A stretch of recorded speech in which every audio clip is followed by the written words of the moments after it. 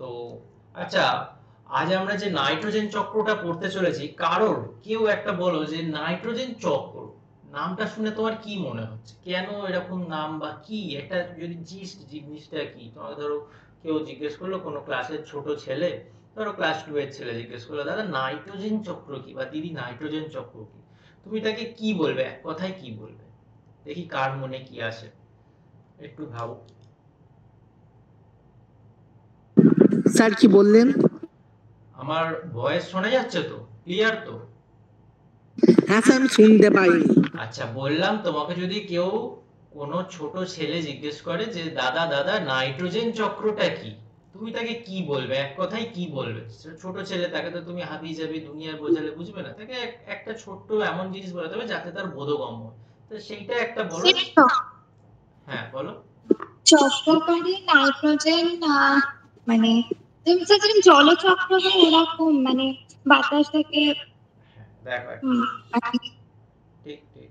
আচ্ছা, বন্দনা বলো, শ্রেয়সী তাই তো, বলো। স্যার, বায়ুমণ্ডলে যে নাইট্রোজেনটা থাকে ওটা, ওই নাইট্রোজেনটা মাটিতে মিশে যায়, এটা যে চক্রাকার পদ্ধতিতে হয় তাকে নাইট্রোজেন চক্র বলে। একদম ঠিক। আর চক্রের মাধ্যমে নাইট্রোজেনের ভারসাম্য বজায় থাকাকে নাইট্রোজেন চক্র বলে। চক্রের মাধ্যমে মানে কি চাকা লাগানো আছে নাকি?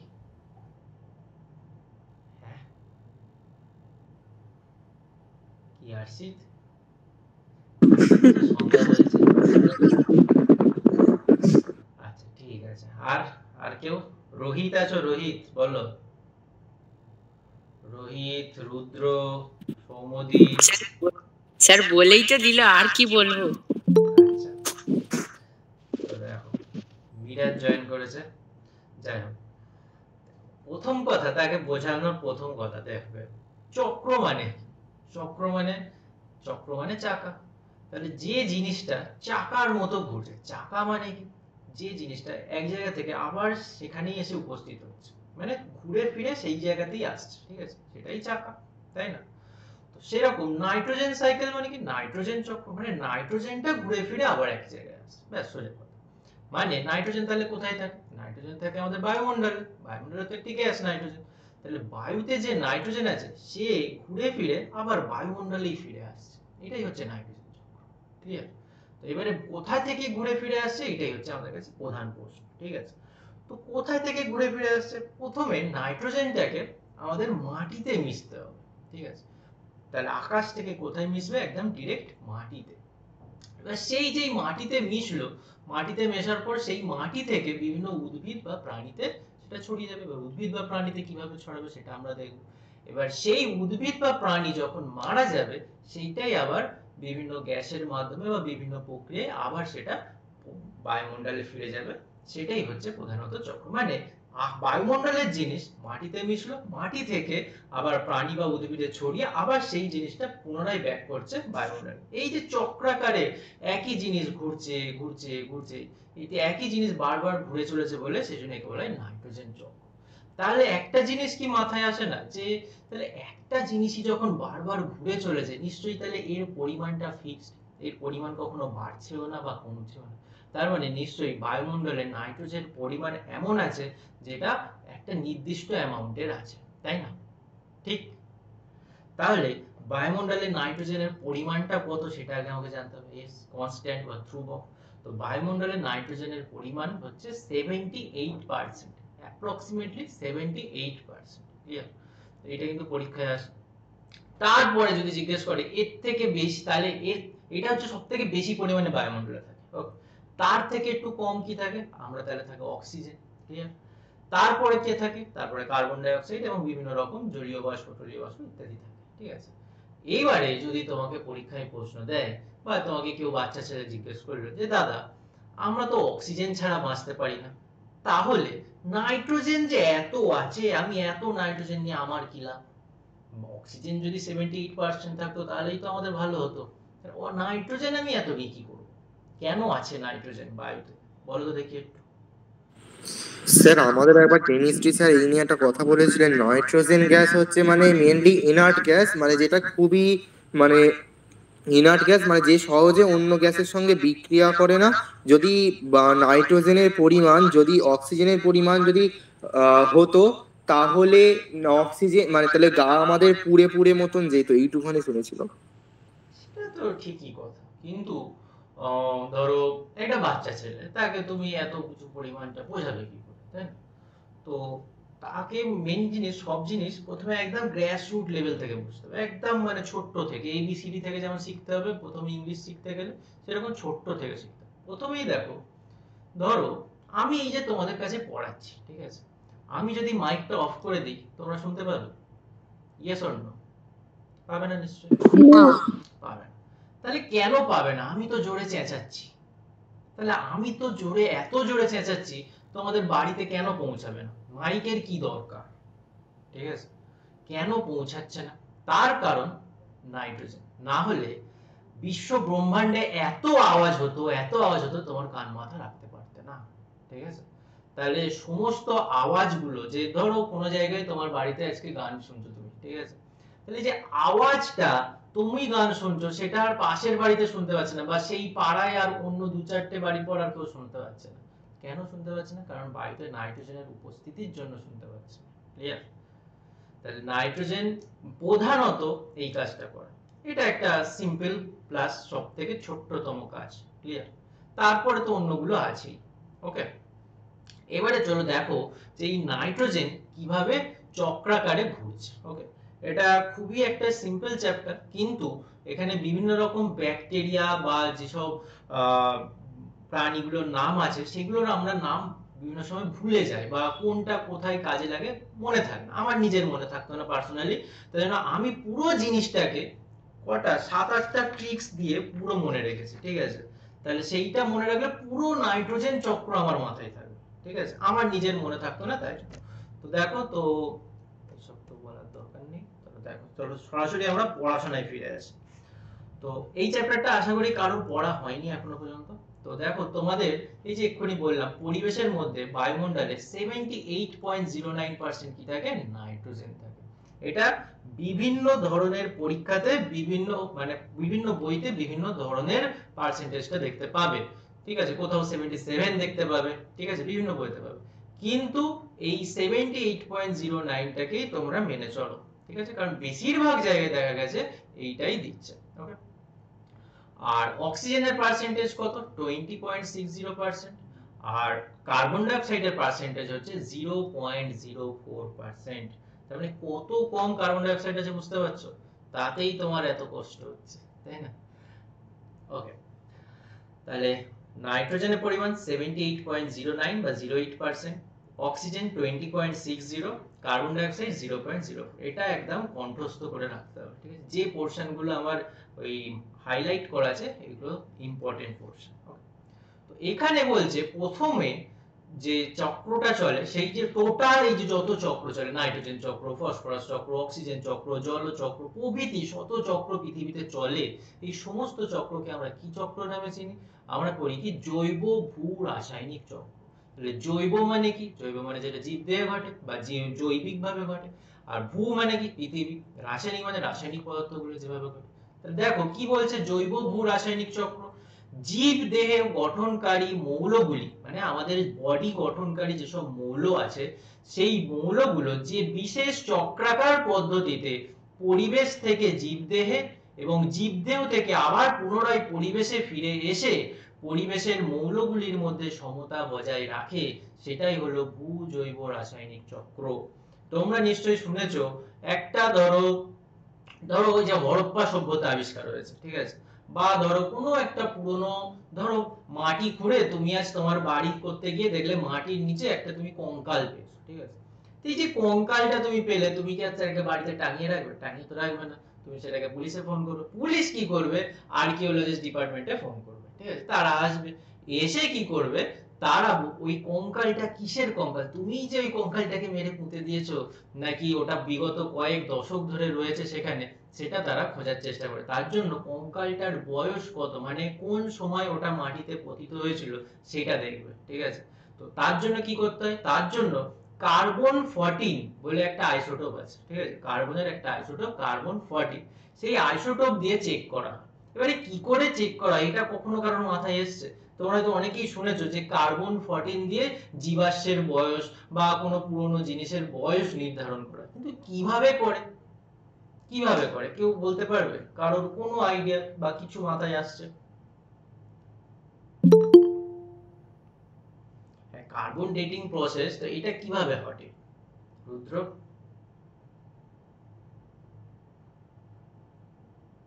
আচ্ছা, একবার একদম সিম্পল ভাবে হোক, ঠিক আছে? ধরো আমি মারা গেলাম, ওকে?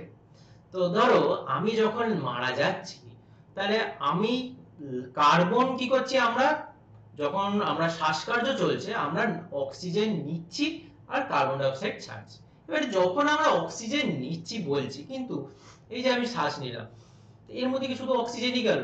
এর মধ্যে তো কার্বনও আছে, তাই না? তাহলে বায়ুতে তো কার্বন আছে, অক্সিজেন আছে, কার্বন ডাই অক্সাইড আছে, অক্সিজেন আছে, নাইট্রোজেন আছে। তাহলে এর মধ্যে কি, আমাদের পড়াবে কি? তোমাদেরই তো পড়াচ্ছি ভাই আমি, আর কাদের পড়াচ্ছি? যাই হোক, বায়ুতে nitrogen, oxygen, carbon die oxide এত গ্যাস আছে, তাহলে আমি কি শুধু বেছে বেছে অক্সিজেন যায় এগুলোতেই শ্বাস নিচ্ছি? না, মোটেই নয়। তাহলে আমরা অক্সিজেনটা ম্যাক্সিমাম যাচ্ছে, কিন্তু তার মধ্যে কার্বন ডাই অক্সাইডও আছে, নাইট্রোজেনও আছে। ক্লিয়ার? তাহলে আমি যে লাস্ট শ্বাস যখন নিয়েছি, যখন মারা গেছি, তখন কি একটা লাস্ট শ্বাস ছেড়েছি, তারপর থেকে আর শ্বাস কি এই নিঃশ্বাস আর ছাড়িনি। তাহলে একটা সময় আমি শ্বাস নিয়েছি বাট শ্বাসটা আর ছাড়িনি, তার মানে কি কিছু পরিমাণ কার্বন সেই আমার বডিতে ঢুকে গেছে, কিন্তু সেই কার্বনটা আর আমার বডি থেকে বেরোয়নি। ঠিক আছে? কার্বন ডাই অক্সাইডটা নিয়েছিলাম, কিন্তু কার্বনটা আমার বডিতে রয়ে গেছে, কিন্তু কার্বনটা আর আমার বডিতে বেরোয়নি। হ্যাঁ, কার্বন নষ্ট হয় না, তাহলে আমার বডি থেকে সেই কার্বনটা বেরোয়নি। এনারা কি করে, এনারা সেই উপায়টাতে সেই কার্বন 14 প্রয়োগ করে ওখানে দেখে যে লাস্ট কত বছর আগে থেকে এই কার্বনটা জমা স্টার্ট হয়েছে আমার বডিতে। ঠিক আছে? তো ব্যাস এই টোটাল বছরটা ক্যালকুলেট করলেই বেরিয়ে যাবে বডিটা কবেকার। ঠিক আছে? আজ থেকে সেই ডেটটা বাদ, বছরটা বাদ দিলে মনে যাবে যে কঙ্কালটা কবেকার। এরকম ভাবে বিভিন্ন গাছেরও বডি, মানে গাছেরও নির্ধারণ করা যায় গাছটার বয়স কত। ঠিক আছে?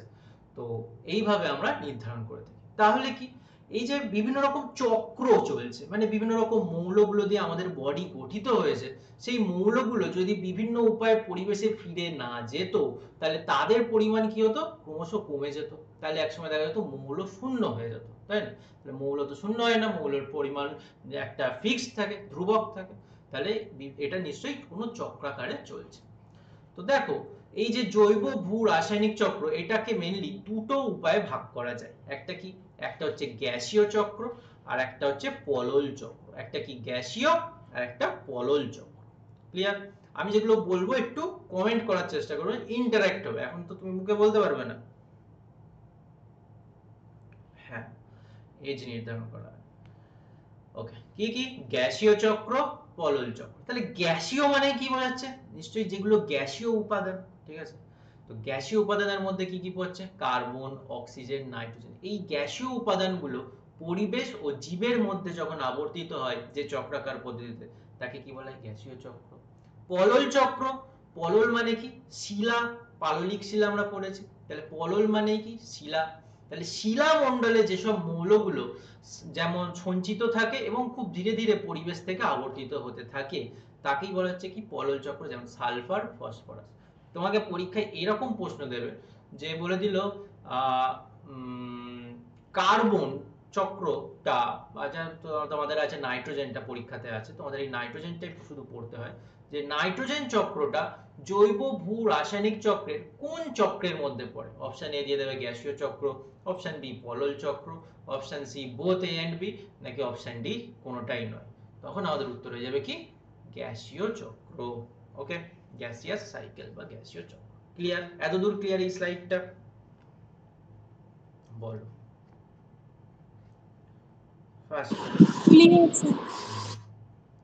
কারোর কোনো জায়গায় ডাউট থাকলে বা বুঝতে না পারলে, শুনতে না পারলে সঙ্গে সঙ্গে বলবে। ঠিক আছে?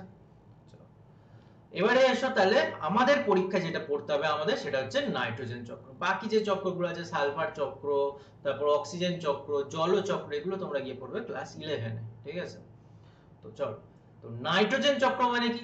যে চক্রাকার পদ্ধতিতে বায়ুর নাইট্রোজেন মাটিতে মেশে, মাটি থেকে জীবদেহে আবদ্ধ হয় এবং সেই জীবদেহ থেকে আবার নাইট্রোজেন গ্যাস রূপে পুনরায় বায়ুতে ফিরে যায় এবং সেই চক্রাকারে সমতাটা বজায় রাখে, তাকেই বলা হচ্ছে নাইট্রোজেন চক্র। ঠিক আছে, তাহলে কি হচ্ছে, প্রথমে বায়ুর নাইট্রোজেন প্রথমে কি করছে, মাটিতে আসছে বা জীবদেহে আসছে।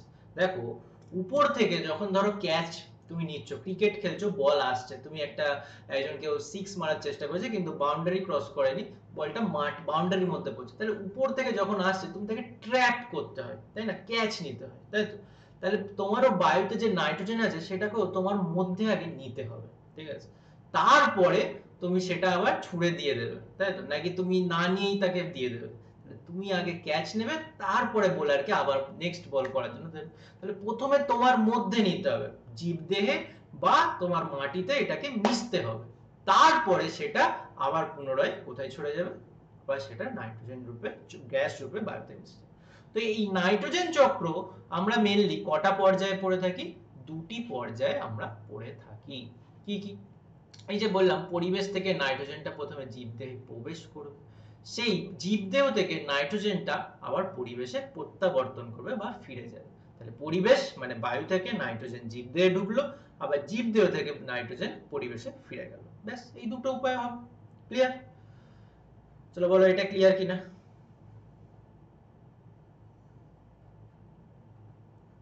আরে বোলারের হাতে ক্যাচ আছে, যদি তুই একাই বোলার, তুই একাই ব্যাটসম্যান, আরেকজন ব্যাটসম্যান হয়, ঠিক আছে, তাহলে তখন কি হবে, তুই বোলার ক্যাচটা নিলি, তুই আবার কি করবি, তা আবার নিজে রেখে দিয়ে আবার বল করে নেক্সট বল করবি। কিন্তু যখন ধরে ইন্টারন্যাশনাল ক্রিকেট খেলা হয়, বোলার দেবী ক্যাচটা ধরে ফেলে দেয় বা অন্য কাউকে দিয়ে দেয়, ঠিক আছে, বা সেলিব্রেশন করতে লেগে যায়, তোর আমার মতো ক্যাচটা ধরে রেখে নেক্সট বল করতে যায় না, ঠিক আছে। তুই তো এখনো পাড়া ক্রিকেট থেকে বেরোতেই পারলি না রে।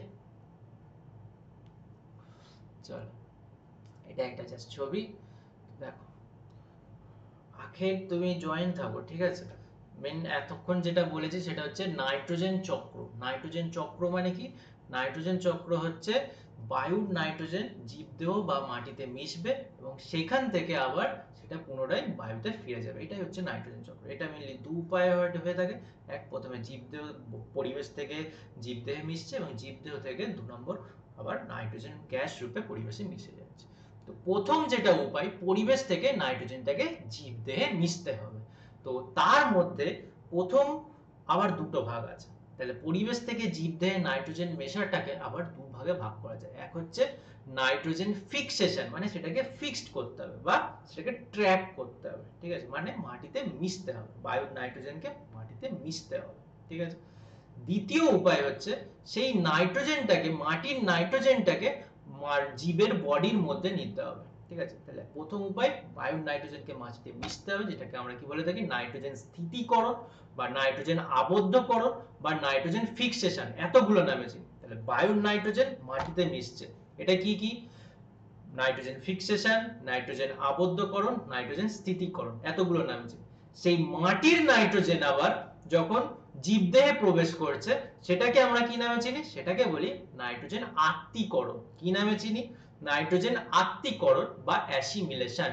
এই দুটো রূপে আমরা প্রথম ভাগটাকে ভাগ করছি, মানে জীবদেহে প্রবেশটাকে আবার দুভাগে ভাগ করলাম, একটা হচ্ছে নাইট্রোজেন ফিক্সেশন, একটা হচ্ছে নাইট্রোজেন আত্তীকরণ বা অ্যাসিমিলেশন। দেখো এখানেও ছবিতে দেখো, এখানে এই বায়ুর নাইট্রোজেন প্রথমে মাটিতে মিশছে, ফিক্সেশন হচ্ছে, ফিক্সড হচ্ছে, সেই ফিক্সেশন নাইট্রোজেনটাই আবার প্রথমে কোথায় যাচ্ছে, বিভিন্ন বডিতে, গাছপালা পশু পাখিতে ছড়াচ্ছে, সেটা হচ্ছে অ্যাসিমিলেশন বা আত্তীকরণ, ঠিক আছে।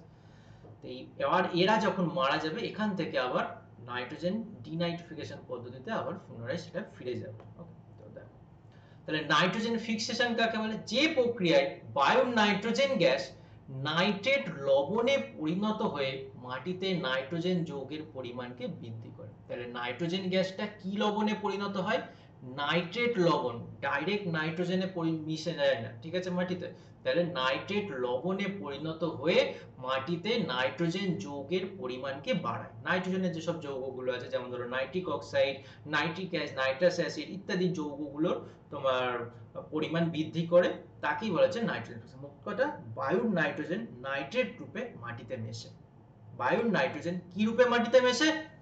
নাইট্রেট লবণ রূপে। কি রূপে বলো, কি রূপে?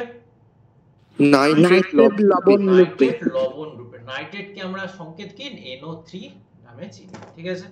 তাহলে বায়ুর নাইট্রোজেন আমরা নাইট্রেট লবণ রূপে মাটিতে মেশাচ্ছি। এই যে বায়ুর নাইট্রোজেন নাইট্রেট লবণ রূপে মাটিতে মিশছে, তা এরাও আবার দুভাবে মাটিতে, তিন ভাবে মাটিতে মিশছে। এক প্রাকৃতিক উপায়, দুই জীবজ উপায়, তিন হচ্ছে শিল্পজাত উপায়। কি কি? প্রাকৃতিক, জীবজ, শিল্পজাত।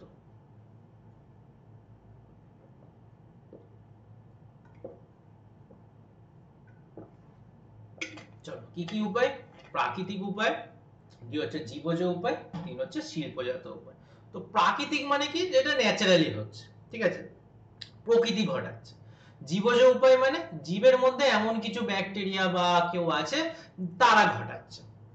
আর শিল্পজাত উপায় মানে বিভিন্ন রকম সার ইত্যাদি উপায়ে আমরা ঘটাচ্ছি, সেটা হচ্ছে শিল্পজাত উপায়, মানে যেটা আর্টিফিশিয়ালি ঘটানো হচ্ছে। ক্লিয়ার? তাহলে এক হচ্ছে প্রাকৃতিক, জীবজ, শিল্পজাত। ক্লিয়ার? প্রাকৃতিক উপায়টা কি একটু ভালো করে দেখো। তাহলে এখন আমরা বায়ুর নাইট্রোজেন নাইট্রেট লবণ রূপে মাটিতে মেশাচ্ছি, তাহলে তার প্রাকৃতিক উপায়টা কি? দেখো, প্রথমে যখন আকাশে বিদ্যুৎ চমকাচ্ছে, ঠিক আছে, আকাশে যখন বিদ্যুৎ চমকায় সেই অতি উচ্চ তাপমাত্রায় নাইট্রোজেনটা, বায়ুর নাইট্রোজেন অক্সিজেনের সাথে বিক্রিয়া করে। তাহলে যখন আকাশে বিদ্যুৎ চমকায় তখন বায়ুর নাইট্রোজেন অক্সিজেনের সাথে পরস্পর বিক্রিয়া করে, কি উৎপন্ন করে? তখন নাইট্রিক অক্সাইড উৎপন্ন করে। চলো আমি লিখছি এক এক করে। দেখো, বায়ুতে নাইট্রোজেন ছিল, আরে ভাই কোথায় গেল, কোথায় লিখছি, আমি এখানে লিখছি, ঠিক আছে। বায়ুর নাইট্রোজেন N2, বাতাসে অক্সিজেন ছিল, তারা পরস্পর বিক্রিয়া করলো, কি উৎপন্ন করলো? নাইট্রিক অক্সাইড উৎপন্ন করলো, যার সংকেত কি? NO। তাহলে কি নাইট্রিক অক্সাইড উৎপন্ন করলো। ওকে? আরে না রে ভাই, তুই তো নাইট্রোজেন ডাইঅক্সাইড লিখেছো রোহিত, ওটা NO2 মানে নাইট্রোজেন ডাইঅক্সাইড, ঠিক আছে। তাহলে বায়ুর নাইট্রোজেন অক্সিজেনের সাথে বিক্রিয়া করে তৈরি করলো 2NO বা নাইট্রিক অক্সাইড। এবারে এই নাইট্রিক অক্সাইড আবার অক্সিজেনের সাথে বিক্রিয়া করবে। তাহলে এই নাইট্রিক অক্সাইড, এইবারে এই নাইট্রিক অক্সাইড মানে 2NO কিসের সাথে বিক্রিয়া করবে? বায়ুর অক্সিজেনের সাথে বিক্রিয়া করবে। এই 2NOটা আবার পুনরায় অক্সিজেনের সাথে বিক্রিয়া করে কি তৈরি করবে? নাইট্রোজেন ডাইঅক্সাইড মানে 2NO2। ওকে, 2NO2 তৈরি করলো। ওকে, তাহলে বায়ুর অক্সিজেন নাইট্রোজেনের সাথে বিক্রিয়া করে নাইট্রাস অক্সাইড, এই নাইট্রিক অক্সাইড বা 2NO, সেই NO আবার নাইট্রিক অক্সাইড আবার বায়ুর অক্সিজেনের সাথে বিক্রিয়া করে নাইট্রোজেন ডাইঅক্সাইড। এবার নাইট্রোজেন ডাইঅক্সাইড, নাইট্রিক অক্সাইড এগুলো যদি মনে রাখার প্রবলেম হয়, দেখো ডাই মানে কি 2, ট্রাই মানে কি 3, মোনো মানে 1, এগুলো আমরা জানি, ঠিক আছে। যেমন কার্বন ডাই অক্সাইড CO2, ঠিক আছে। যেমন নাইট্রোজেন ডাই অক্সাইড, তার মানে অক্সাইডের অক্সিজেনের সাথে 2 আছে, ঠিক আছে, ডাই অক্সাইড। কিন্তু নাইট্রিক অক্সাইড শুধু NO। ওকে, ক্লিয়ার? এরকম ভাবে মনে রাখতে পারো। তাহলে নাইট্রোজেন ডাই অক্সাইড NO2, তাহলে নাইট্রিক অক্সাইড অক্সিজেনের সাথে আবার বিক্রিয়া করে নাইট্রোজেন ডাই অক্সাইড তৈরি করে।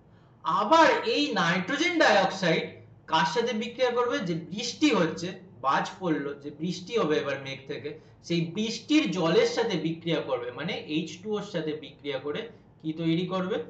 HNO2 আর HNO3 কি তৈরি করবে? HNO2 প্লাস HNO3 মানে নাইট্রিক অ্যাসিড আর নাইট্রাস অ্যাসিড উৎপন্ন করবে। একটা হচ্ছে নাইট্রিক অ্যাসিড, একটা হচ্ছে নাইট্রাস অ্যাসিড উৎপন্ন করবে, ঠিক আছে। আবার এই নাইট্রিক অ্যাসিড কিসের সাথে বিক্রিয়া করবে? বা মাটিতে বিভিন্ন ক্যালসিয়াম পটাশিয়াম লবণ আছে, সেই মাটির ক্যালসিয়াম পটাশিয়াম লবণের সাথে বিক্রিয়া করে কি তৈরি করবে? ক্যালসিয়াম নাইট্রেট বা পটাশিয়াম নাইট্রেট।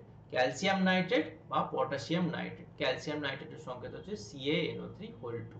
তাহলে এই নাইট্রিক অক্সাইড আবার ক্যালসিয়াম বা পটাশিয়ামের সাথে বিক্রিয়া করে কি তৈরি করবে? পটাশিয়াম হচ্ছে K, ঠিক আছে, CaNO3(2) বা KNO3(2) তৈরি করবে।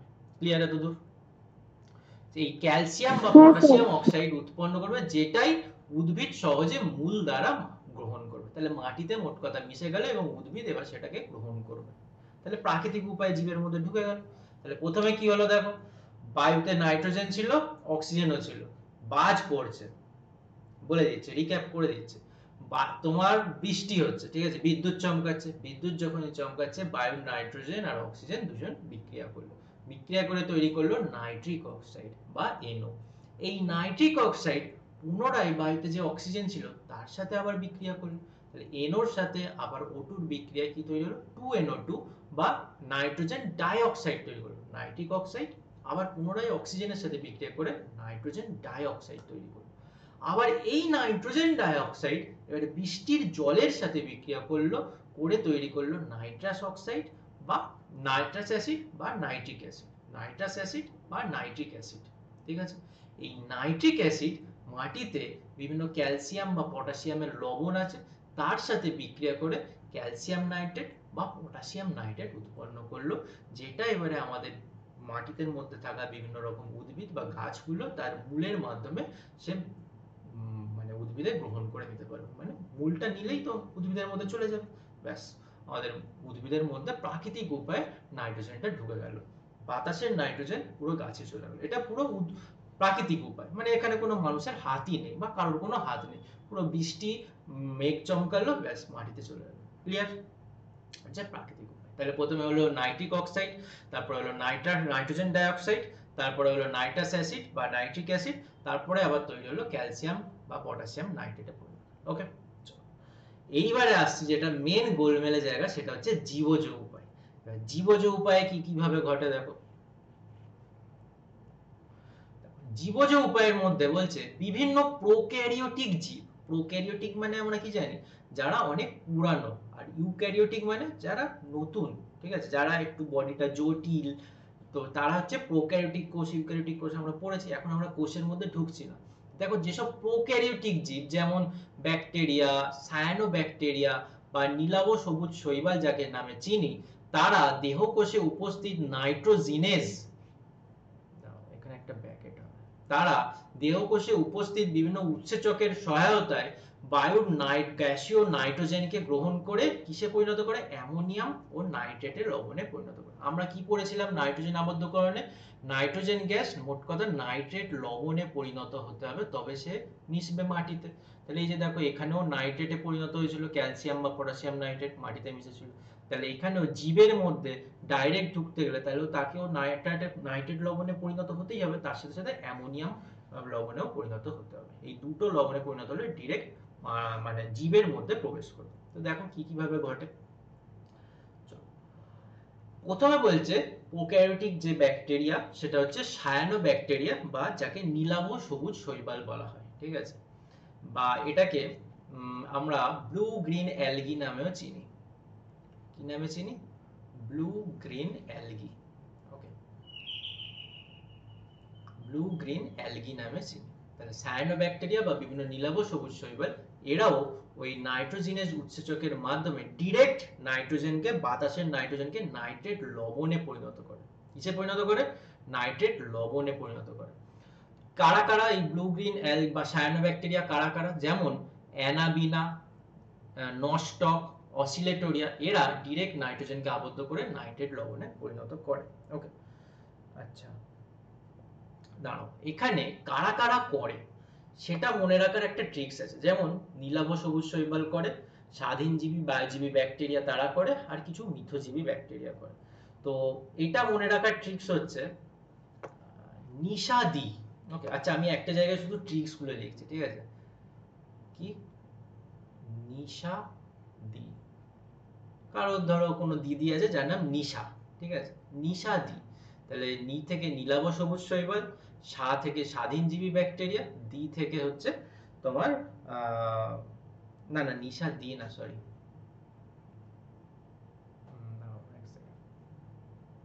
নিশা মিথ্যে কথা বলে, সরি, নিশা মিথ্যে কথা বলে, এইগুলো একটু লিখে রাখো, আমি গ্যারেন্টি সত্যি কথা বলছি, এগুলো পরীক্ষায় গুলিয়ে যাবে এত কিছু পড়ার পর, ওকে।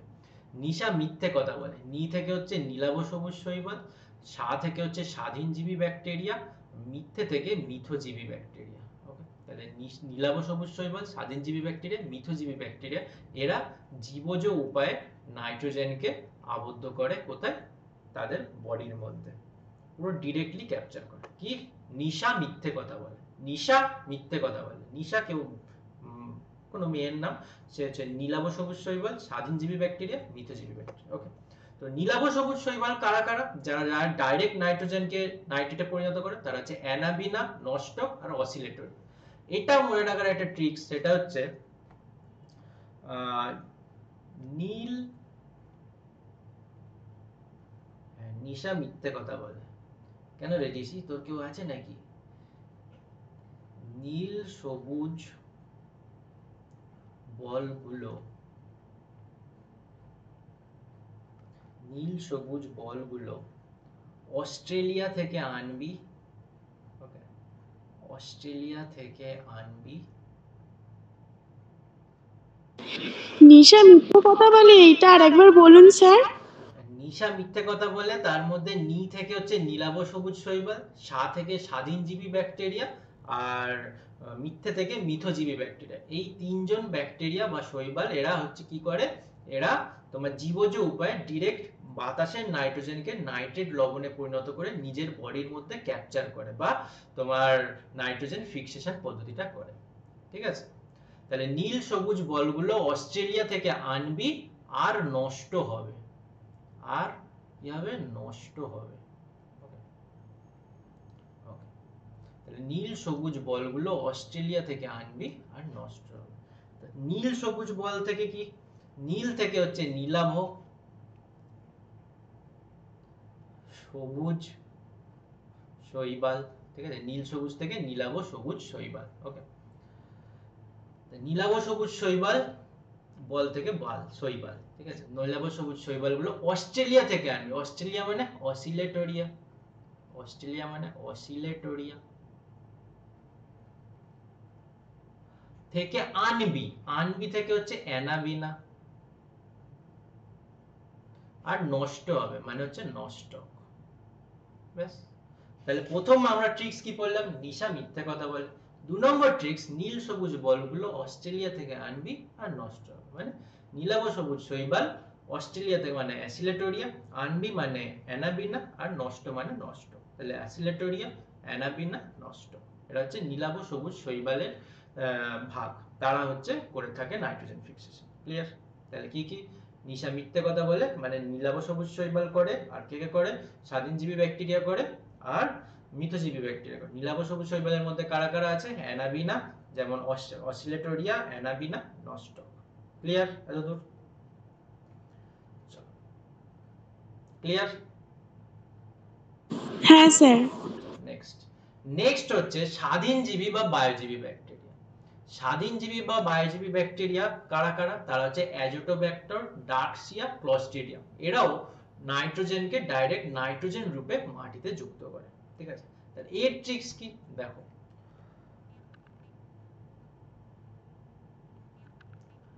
বায়ুতে যে স্বাধীনতার ডাক ছড়িয়েছিল,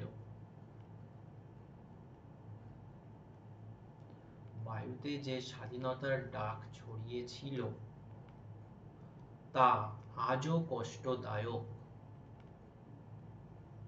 মানে যখন স্বাধীনতা আন্দোলন হয়েছিল, তখন যে স্বাধীনতার ডাকগুলো ছড়িয়েছিল, বিভিন্ন নেতারা দিয়েছিল, যেমন গান্ধীজি, এনারা যারা দিয়েছিল, সেটা আজও মনে পড়লে কষ্ট লাগে। ঠিক আছে, তাহলে বায়ুতে যে স্বাধীনতার ডাক ছড়িয়েছিল তা আজও কষ্টদায়ক। ঠিক আছে, তাহলে বায়ু থেকে হচ্ছে বায়ুজীবী, স্বাধীনতা থেকে স্বাধীনজীবী, ডাক থেকে হচ্ছে ডার্কসিয়া, ডাক থেকে ডার্কসিয়া, ছড়িয়েছিল তা আজও থেকে অ্যাজোটোব্যাক্টর, অ্যাজোটোব্যাক্টর, আর কষ্টদায়ক থেকে হচ্ছে ক্লস্ট্রিডিয়াম, ক্লস্ট্রিডিয়াম।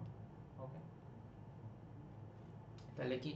বায়োজীবী স্বাধীনজীবী ব্যাকটেরিয়া, বায়ুতে যে স্বাধীনতার ডাক ছড়িয়েছিল তা আজও কষ্টদায়ক, মানে ডাক থেকে ডার্কসিয়া, আজও থেকে আজ অ্যাজোটোব্যাক্টর, কষ্টদায়ক থেকে হচ্ছে ক্লস্ট্রিডিয়াম।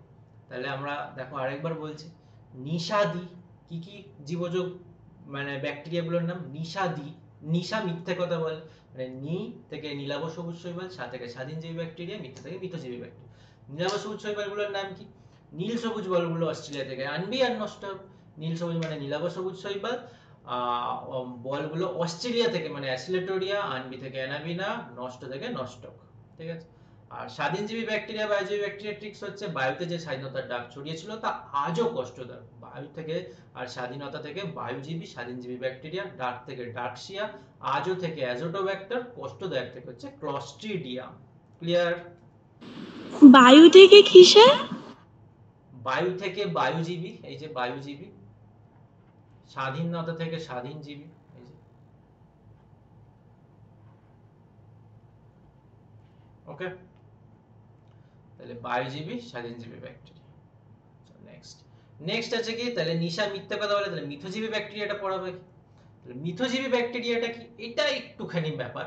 এখানে ট্রিক্সটা আগে বলে দিই, তারপরে ব্যাপারটা বুঝে যাচ্ছে, ঠিক আছে। এখানে দুটো ব্যাকটেরিয়া আছে, তারা হচ্ছে রাইজোবিয়াম আর ব্রাডি রাইজোবিয়াম। এটা যদি এমনি মনে রাখতে পারো তো ভালো, আর যদি তাও মনে রাখো যে আমি ট্রিক্স দিয়ে মনে রাখবো তাহলে সেটা আরো ভালো। এই ট্রিক্সটা কি দেখো, মিথুকরাই বড় বড় কথা বলে, মিথুকরাই বড় বড় কথা বলে। দেখবে যারা মিথ্যে কথা বলে তারা বড় বড় কথা বলে, ঠিক আছে। মিথুকরাই বড় বড় কথা বলে, ঠিক আছে। তাহলে মিথুক থেকে কি, মিথজীবী ব্যাকটেরিয়া, রাই থেকে রাইজোবিয়াম, বড় বড় থেকে ব্রাডি রাইজোবিয়াম, ঠিক আছে। তাহলে কি হলো, নিশা মিথ্যে কথা বলে, কারা কারা জীব, নি থেকে নীলাভ সবুজ শৈবাল, সা থেকে স্বাধীনজীবী ব্যাকটেরিয়া, মিথ্যে থেকে মিথজীবী ব্যাকটেরিয়া। তাহলে নীলাভ সবুজ শৈবালগুলো কি কি, নীল সবুজ বলগুলো অস্ট্রেলিয়া থেকে আনবি আর নষ্ট হবে, নীলাভ সবুজ শৈবাল অ্যাসিলেটোরিয়া, অ্যানাবিনা, নষ্ট। আর আরেকটা কি, নীল সা থেকে হচ্ছে স্বাধীনজীবী ব্যাকটেরিয়া। স্বাধীনজীবী ব্যাকটেরিয়া মানে কি বলেছে, বাতাসে যে স্বাধীনতার ডাক ছড়িয়েছিল তা আজও কষ্টদায়ক। বাতাস মানে বায়ু থেকে হচ্ছে বায়ুজীবী বা স্বাধীনজীবী ব্যাকটেরিয়া, ডাক থেকে ডাকশিয়া ছড়িয়েছিল তা আজও থেকে অ্যাজোটোব্যাক্টর, কষ্টদায়ক থেকে হচ্ছে ক্লস্ট্রিডিয়াম। আর মিথজীবী ব্যাকটেরিয়ার শর্ট ট্রিক্স কি, হ্যাঁ হচ্ছে মিথুকরাই বড় বড় কথা বলে, মিথুক থেকে হচ্ছে মিথজীবী, রাই থেকে রাইজোবিয়াম, বড় বড় থেকে ব্রাডি রাইজোবিয়াম। ব্যাস আমার কমপ্লিট। আমার জীবজ পুরো যারা যারা আছে তারা যেভাবে কোন কোন ব্যাকটেরিয়া বা কোন কোন শৈবাল কারা ডাইরেক্ট নাইট্রোজেনকে ট্র্যাপ করে নাইট্রোজেন ফিক্সেশন ঘটায়, নাইট্রেট লবণে পরিণত করে, তাদের নাম আমার কমপ্লিট। এই চারটে ট্রিক্সের মাধ্যমে। কি কি চারটে ট্রিক্স, সেটা হচ্ছে নিশা মিথ্যে কথা বলে, তারপরে নীল সবুজ বলগুলো অস্ট্রেলিয়া থেকে আনবি আর নষ্ট হবে, আর বায়ুতে যে স্বাধীনতার ডাক ছড়িয়েছিল তা আজও কষ্টদায়ক, মৃত্যুরাই বড় বড় কথা বলে। ক্লিয়ার? ক্লিয়ার। আচ্ছা ক্লিয়ার। আচ্ছা, এবারে দেখো মিথজীবী ব্যাকটেরিয়া কিভাবে করে। ঋষির সব মনে ধরেছে কথাগুলো, যাই হোক।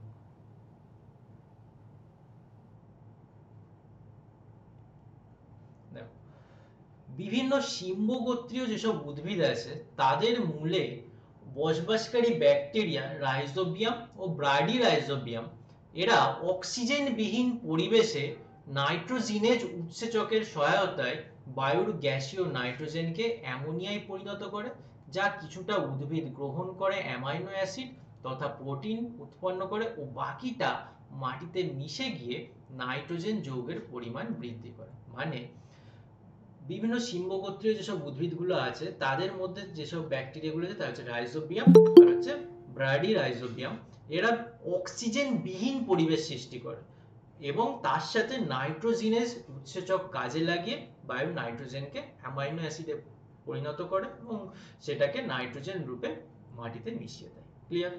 তাহলে এখানে প্রশ্ন দেয় লেগ হিমোগ্লোবিন কি। লেগ হিমোগ্লোবিন যদি কাকে বলে জিজ্ঞেস করে তখন বলতে হবে বিভিন্ন সিম্বগোত্রীয় উদ্ভিদের মূলে বসবাসকারী ব্যাকটেরিয়া যেমন রাইজোবিয়াম, ব্রাডি রাইজোবিয়াম, এরা যে অক্সিজেন বিহীন পরিবেশ সৃষ্টি করে বায়ুর নাইট্রোজেনকে আমাদের মিথজীবী ব্যাকটেরিয়ার মধ্যে প্রবেশ করায়, সেই পরিবেশটাকেই যারা করে তারাই হচ্ছে লেগ হিমোগ্লোবিন। ঠিক আছে? তাহলে স্যার আর একবার বলবেন প্লিজ। বলে দিচ্ছি দাঁড়াও এক সেকেন্ড।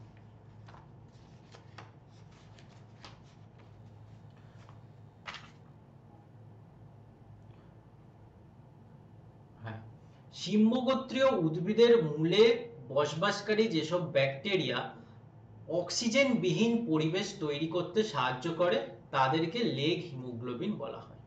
ঠিক আছে, যেসব ব্যাকটেরিয়া বা রঞ্জক পদার্থ বলতে পারো, ব্যাকটেরিয়াই বলো, অক্সিজেন বিহীন মোট কথা পরিবেশ সৃষ্টি করতে সাহায্য করে তাদের কি বলে লেগ হিমোগ্লোবিন। কি হিমোগ্লোবিন? Leg haemoglobin. ক্লিয়ার? তাহলে আমরা কি কি পড়লাম? নাইট্রোজেনটাকে প্রাকৃতিক উপায়ে ট্র্যাপ করেছে, প্রথমে ওই ঝড় বৃষ্টির মাধ্যমে নাইট্রেটে পরিণত করেছে। দ্বিতীয়ত বিভিন্ন জীব যারা নীলাভ সবুজ শৈবাল, তারপরে মিথজীবী ব্যাকটেরিয়া, স্বাধীনজীবী ব্যাকটেরিয়া, এরা ডিরেক্ট নাইট্রেট রূপে বডিতে ঢুকিয়েছে, তাদের নামগুলো আমরা পড়লাম, কারা কি ব্যাকটেরিয়া। এখান থেকে খুব প্রশ্ন দেয়, কয়েকটি মিথজীবী ব্যাকটেরিয়ার উদাহরণ দাও যারা নাইট্রোজেনকে নাইট্রিফিকেশন ঘটায়। ঠিক আছে, বা কয়েকটা তোমার নীলাভ সবুজ শৈবালের উদাহরণ দাও। ঠিক আছে, এরকম ভাবে প্রশ্ন দেয়। এবারে এসো শিল্পজাত উপায়। তাহলে আমরা প্রাকৃতিক পড়েছি, জীবজ পড়লাম, শিল্পজাত পড়ছি। শিল্পজাত উপায় কি? বিভিন্ন বললাম যে সার ফারের মাধ্যমে মাটিতে মেশে বিভিন্ন নাইট্রোজেন যুক্ত সার, যেমন urea, ammonium sulphate, ammonium nitrate ইত্যাদি যখন আমরা কৃষি জমিতে দিই তখনই মাটিতে নাইট্রোজেন ঢুকে যায়। তাহলে সারগুলোর মধ্যে নাইট্রোজেন আছে, সেই নাইট্রোজেন ঘটিত সারগুলো যখন আমরা গাছের মধ্যে ছড়িয়ে দিচ্ছি তখনই কি সেই নাইট্রোজেনটা ডিরেক্ট মাটিতে ঢুকে গেল। ব্যাস, এটাই হচ্ছে শিল্পজাত উপায়। সেই সারগুলোর নাম কি কি? Urea, ammonium sulphate, ammonium nitrate, ammonium chloride, calcium nitrate ইত্যাদি। ক্লিয়ার? প্রাকৃতিক উপায় পড়ে নিলাম, জীবজ উপায় পড়ে নিলাম, শিল্পজাত উপায় পড়ে নিলাম। ব্যাস, পুরো আমার নাইট্রোজেন ফিক্সেশনটা হয়ে গেল, মানে নাইট্রোজেন আবদ্ধকরণ আমরা পড়ে নিলাম। ক্লিয়ার? ক্লিয়ার। ওকে, চলো কাউকে যদি তাহলে জিজ্ঞেস করি যে নাইট্রোজেন চক্রের নাইট্রোজেন ফিক্সেশন কিভাবে ঘটে, কেউ একটুখানি বলো দেখি, একটুখানি নাইট্রোজেন ফিক্সেশন কি? স্যার আরেকবার বলুন, কি বললেন? যে নাইট্রোজেন ফিক্সেশনটা কিভাবে ঘটে, এটা শর্টে যে নাইট্রোজেন ফিক্সেশন, ধরো টিকা দিলে নাইট্রোজেন ফিক্সেশন, তুমি কি বলবে? স্যার শর্টে বলবো? হ্যাঁ, শর্টে। বায়ুর নাইট্রোজেনকে নাইট্রেট লবণ রূপে মাটিতে মেশানোর পদ্ধতিকেই বলে নাইট্রোজেন ফিক্সেশন। এবার এটি তিনটে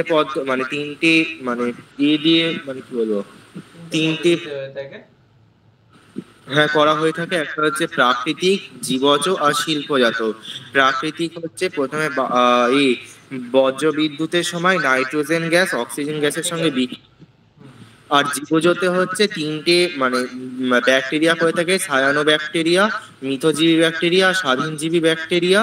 আর শিল্পজাত পদ্ধতিতে আর সেখানে বিভিন্ন রাসায়নিক সার মাটিতে প্রয়োগ করলে সেইখানে নাইট্রোজেন বিভিন্ন নাইট্রোজেন যুক্ত রাসায়নিক সার। ঠিক আছে, শুধু রাসায়নিক সার না, নাইট্রোজেন যদি আমি এমন রাসায়নিক সার দিলাম যার মধ্যে নাইট্রোজেনের কোনো মৌলই নেই, ঠিক আছে, তাহলে সেই সার মাটিতে দিলে সেটা কি করে মাটিতে নাইট্রোজেন মিশবে? তাহলে এইখানে তো নাম্বার কাটবে, নাইট্রোজেন যুক্ত রাসায়নিক সার। ক্লিয়ার? বুঝা গেছে? হ্যাঁ স্যার। ওকে, চলো এবারে আসছি। তাহলে নাইট্রোজেন ফিক্সেশন হলো, তাহলে এবারে নাইট্রোজেন আত্তীকরণ, মানে নাইট্রোজেন মাটিতে মিশে গেছে, এবার সেই নাইট্রোজেনটাকে আমাদের বডিতে নিতে হবে। এবারে বা গাছের বডিতে নিতে হবে। কিভাবে গাছের বডিতে আসবে? এই যে বললাম ওই নাইট্রেট লবণ রূপে মাটিতে মিশলো, এরপরে এই যে মাটির নাইট্রেট উদ্ভিদ গ্রহণ করে উদ্ভিজ্জ প্রোটিন তৈরি করে। মাটির নাইট্রেট লবণকে উদ্ভিদ কিভাবে গ্রহণ করছে? বিভিন্ন রকম মূলের মাধ্যমে গাছের মধ্যে নিয়ে নিচ্ছে, এবং সেই গাছের মধ্যে নেওয়ার পরে উদ্ভিদ তার বডিতে একটা প্রোটিন তৈরি করছে। ঠিক আছে, এবং প্রাণীরা সেই উদ্ভিজ্জ খাদ্য, আমরা কি খাই? আমরা গাছ থেকে তো আমরা তো কি বলবো, আমরা শুধু সারাদিন খাই করি, আর গাছ তো আমাদের প্রধান খাদ্য সব সরবরাহ করে।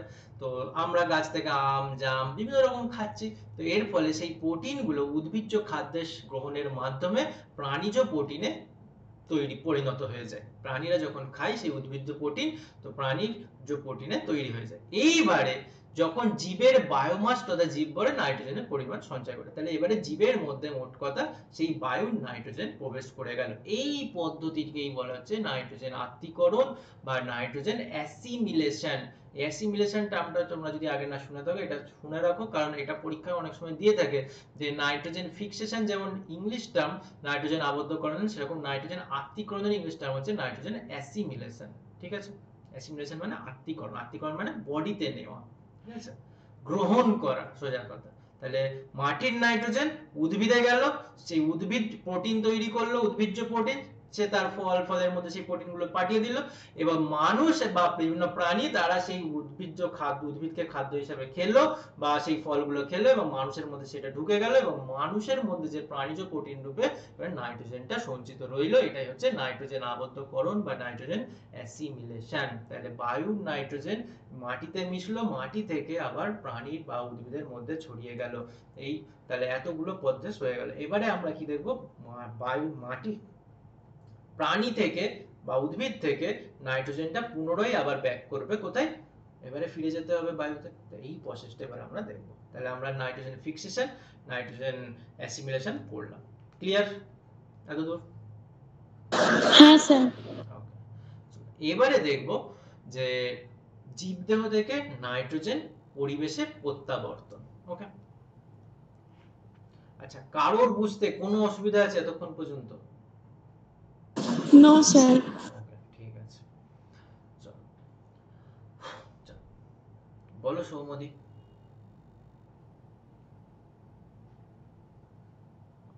স্যার ভুল করে নাসা লিখতে গিয়ে নাসা লিখবো তো স্যার চলে গেছি। ঠিক আছে, ঠিক আছে, চলো এবারে এই যে বায়ু জীবদেহ থেকে নাইট্রোজেনটা পরিবেশে ফিরে যাবে, এরও তিনটে উপায় হয়ে থাকে। কি কি? এটা হচ্ছে অ্যামোনিফিকেশন, নাইট্রিফিকেশন, ডিনাইট্রিফিকেশন। ঠিক আছে, অ্যামোনিফিকেশন, নাইট্রিফিকেশন, ডিনাইট্রিফিকেশন। ঠিক আছে, এটাও যদি কারোর মনে না থাকে তারও একটা ট্রিক্স আছে, সেটা হচ্ছে কি অ্যানাদি। অ্যানাদি কেউ দেখেছো? পরাণ যায় জ্বলিয়ারে দেখেছো? সেখানে যে হিরোইন তার নাম ছিল অ্যানা, তাকে যে বাচ্চা ছেলেটা ডাকতো অ্যানাদি। ঠিক আছে, এ থেকে অ্যামোনিফিকেশন, না থেকে নাইট্রিফিকেশন, ডি থেকে ডিনাইট্রিফিকেশন। ঠিক আছে, ঋষি তো দেখবেই। ওকে, তাহলে হ্যাঁ তুই সব জানিস। চলো তাহলে আমরা প্রথম একটা ট্রিক্স পড়েছি, সেটা কি নিশা মিথ্যে কথা বলে। 2 নম্বর ট্রিক্স পড়েছি কি, সেটা হচ্ছে নীল সবুজ বলগুলো অস্ট্রেলিয়া থেকে আনবি আর নষ্ট হবে। 3 নম্বর ট্রিক্স পড়েছি বায়ুতে যে স্বাধীনতার ডাক ছড়িয়েছিল তা আজও কষ্টদায়ক। 4 নম্বর পড়েছি কি মিথ্যুকরাই বড় বড় কথা বলে। 5 নম্বর পড়ছি এটা হচ্ছে অ্যানাদি। ক্লিয়ার? নেক্সট, তাহলে অ্যানাদির এ থেকে হচ্ছে অ্যামোনিফিকেশন। তাহলে অ্যামোনিফিকেশন প্রসেসটা কি দেখো, যে পদ্ধতিতে উদ্ভিদ বা প্রাণীর মৃত দেহাবশেষ বা উদ্ভিদ বা প্রাণীটা এবার মারা গেছে তখনই তো তার বডি থেকে নাইট্রোজেনটা যাবে না, শুধু শুধু নাইট্রোজেন কেন বেরিয়ে যাবে? ঠিক আছে, তাহলে উদ্ভিদ বা প্রাণীর মৃত দেহাবশেষ মধ্যস্থ প্রোটিন মাটিতে বসবাসকারী কয়েক প্রকার ব্যাকটেরিয়া দ্বারা, কিছু ব্যাকটেরিয়া দ্বারা প্রথমে অ্যামাইনো অ্যাসিড পরে অ্যামোনিয়াম যৌগে পরিণত হয়, তাকে অ্যামোনিফিকেশন বলে। তাহলে অ্যামোনিফিকেশন মানে তোমাকে অ্যামোনিয়ামে পরিণত হতে হবে। দেখো অ্যামোনিফিকেশন মানে অ্যামোনিয়ামে পরিণত হতে হবে। অ্যামাইনো অ্যাসিড আর অ্যামোনিয়াম এই দুটোতেই পরিণত হতে হবে। অ্যামাইনো অ্যাসিডের সংকেত কি? অ্যামাইনো অ্যাসিডের সংকেত কি জানো তো? NH4+। হ্যাঁ, অ্যামিনো স্যার। অ্যামোনিয়াম তো NH4+ রে, প্লাসটা উপরে হবে। যাই হোক দেখে বলবে, ঠিক আছে। অ্যামোনিয়ার সংকেত হচ্ছে NH3, কিন্তু অ্যামোনিয়ামের সংকেত হচ্ছে, অ্যামোনিয়াম যেহেতু যৌগ এটা হচ্ছে অ্যামোনিয়াম, এটা হচ্ছে অ্যামাইনো অ্যাসিড। ঠিক আছে, অ্যামাইনো অ্যাসিড। ওকে, দেখে বলবে। ওকে, চলো তাহলে কি আমাদের বিভিন্ন, ধরো আমি মারা গেলাম, ঠিক আছে, তাহলে আমি মারা গেলে আমার বডির মধ্যে যে প্রোটিন গুলো ছিল, নাইট্রোজেন গঠিত প্রোটিন ছিল, সেইগুলো মাটিতে বসবাসকারী বিভিন্ন রকম ব্যাকটেরিয়া যারা কিসে পরিণত করবে, অ্যামাইনো অ্যাসিড ও অ্যামোনিয়ামে পরিণত করে প্রথমে অ্যামোনিফিকেশন ঘটাবে। তো যেসব ব্যাকটেরিয়া এই অ্যামোনিফিকেশন ঘটায় তাদের কি বলা হয়, অ্যামিনোফাইন ব্যাকটেরিয়া। ঠিক আছে? তাহলে যেসব ব্যাকটেরিয়া অ্যামোনিফিকেশন ঘটায় তাদের বলা হয় অ্যামিনোফাইং ব্যাকটেরিয়া। ক্লিয়ার? তাহলে সেই সব ব্যাকটেরিয়াগুলোর নামই মেইনলি আমাদের পরীক্ষায় আসে। কি কি? Bacillus ramosus, Bacillus mycoides. তাহলে এই যে উদ্ভিদের দেহাবশেষ ছিল তার মধ্যে অ্যামোনিফাইং ব্যাকটেরিয়া যেমন ধরো ব্যাসিলাস রামোসাস বা ব্যাসিলাস মাইকয়েডিস, এরা বিক্রিয়া করে কি তৈরি করলো? অ্যামাইনো অ্যাসিড, যেটা পরে অ্যামোনিয়াম যৌগে পরিণত হয়ে গেল। এবার এই ব্যাসিলাস রামোসাস, ব্যাসিলাস মাইকয়েডিস, এটা মনে রাখার ট্রিক্স কি স্যার? সবই তো ট্রিক্স দিচ্ছে যখন, এটাও বলুন। তো এর ট্রিক্স আছে। আচ্ছা ট্রিক্স বলবো না কাজে লাগে? হ্যাঁ স্যার বলুন। আচ্ছা তাহলে বলি। ব্যাস রামু ধরো ঋষি, ঠিক আছে? ঋষিকে কোনো ধরো জায়গায় মাইক টাইক খাটিয়েছে, কোনো প্রোগ্রাম হবে, ঋষিকে মাইক দিয়েছে প্রথমে, ঠিক আছে? ঋষি বা রামু, ঠিক আছে? ঋষি হচ্ছে এখানে রামু, ঠিক আছে? ঋষিকে মাইক দিয়েছে, ঋষি উল্টো পাল্টা বকে চলেছে, ঠিক আছে? দেখবে মাইক যখন সেট করে 1 2 3 4 হ্যালো হ্যালো দুনিয়ার করে না, ঋষিও 1 2 3 4 না বলে 100 200 উল্টো পাল্টা বলে চলেছে, ঠিক আছে? তো এবারে বলছে ব্যাস ঋষি মাইকটা এবার আমাকে দে, বা ব্যাস রামু মাইকটা এবার আমাকে দে, অনেক হয়েছে, এবার রামু মাইকটা এবার আমাকে দে, ব্যাস রামু মাইকটা এবার আমাকে দে। ব্যাস থেকে হচ্ছে কি? ব্যাসিলাস, রামু থেকে রামোসাস, মাইক থেকে মাইকয়েডিস। তাহলে ব্যাসিলাস রামোসাস, ব্যাসিলাস মাইকয়েডিস হয়ে গেল। আর আমাকেটা কেন যোগ করেছি? এটা ওই অ্যামোনিফিকেশন, সেই জন্য আমাকে, যাতে মনে রাখতে সুবিধা হয় কোনটা কিসে। যেমন ওখানে অ্যাড করেছিলাম নীল সবুজ বলগুলো অস্ট্রেলিয়া থেকে, নাহলে শুধু তো বলতাম অস্ট্রেলিয়া থেকে আনবি আর নষ্ট হবে। তাহলে নীল সবুজ বলগুলো মানে নীলাভ সবুজ শৈবালগুলো অস্ট্রেলিয়া মানে অ্যাসিলেটোরিয়া, ঠিক আছে? আমাকে থেকে অ্যামিউনিফিকেশন, তাহলে ব্যাসিলাস রামোসাস, ব্যাসিলাস মাইকয়েডিস হচ্ছে অ্যামোনিফাইং ব্যাকটেরিয়া, যারা অ্যামাইনো অ্যাসিড ও অ্যামোনিফিকেশনে পরিণত করে দেয়, এই অ্যামাইনো অ্যাসিড ও অ্যামোনিয়াম যৌগে পরিণত করে দেয় আমাদের প্রাণীজ প্রোটিনগুলোকে। ক্লিয়ার? তাহলে অ্যামোনিফিকেশন ক্লিয়ার? হ্যাঁ স্যার। এবারে হচ্ছে নাইট্রিফিকেশন। তাহলে কি আমাদের লাস্ট কি উৎপন্ন হয়েছে? অ্যামোনিয়াম যৌগ তৈরি হয়েছে। এই অ্যামোনিয়াম যৌগটা নাইট্রেটে পরিণত হচ্ছে। দেখো আরেকবার নাইট্রেটে পরিণত হয়েছিল, কখন? যখন মাটিতে মিশেছিল। এবারে সেই মাটি থেকে আবার পুনরায় ফিরে যাচ্ছে, মানে আবার একবার নাইট্রেটে পরিণত হতে হবে। কারা করাবে? এই অ্যামোনিয়াম থেকে যারা নাইট্রেটে পরিণত করায়, এই পদ্ধতিকেই বলা হয় নাইট্রিফিকেশন। আর যেসব ব্যাকটেরিয়া করায় তাদের বলা হয় নাইট্রিফাইং ব্যাকটেরিয়া। অ্যামোনিফিকেশন করেছিল কারা? Ammonifying bacteria. নাইট্রিফিকেশন করাবে যারা, তাদের বলে নাইট্রিফাইং ব্যাকটেরিয়া। তাদের নামগুলো কি কি?